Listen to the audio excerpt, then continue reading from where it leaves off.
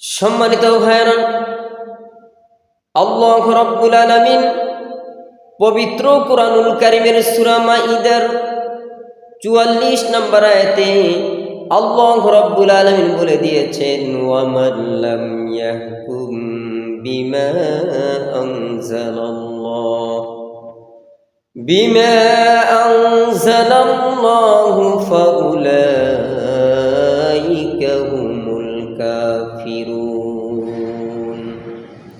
আল্লাহ রাব্বুল আলামিন বলে দিয়েছেন, যারা আল্লাহর নাজিলকৃত বিধান দিয়ে বিচার করে না তারা হলো কাফির।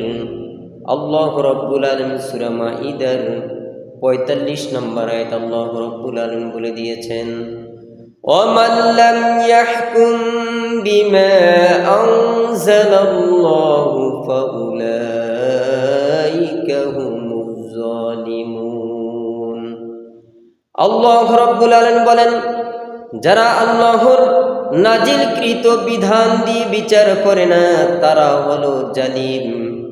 আল্লাহ রাব্বুল আলামিন সূরা মাঈদার ৪৭ নম্বর আয়াত আল্লাহ রাব্বুল আলামিন বলে দিয়েছেন, ওয়ামান লাম ইয়াহকুম বিমা আনজালাল্লাহু ফাউলাইকা হুমুল ফাসিকুন।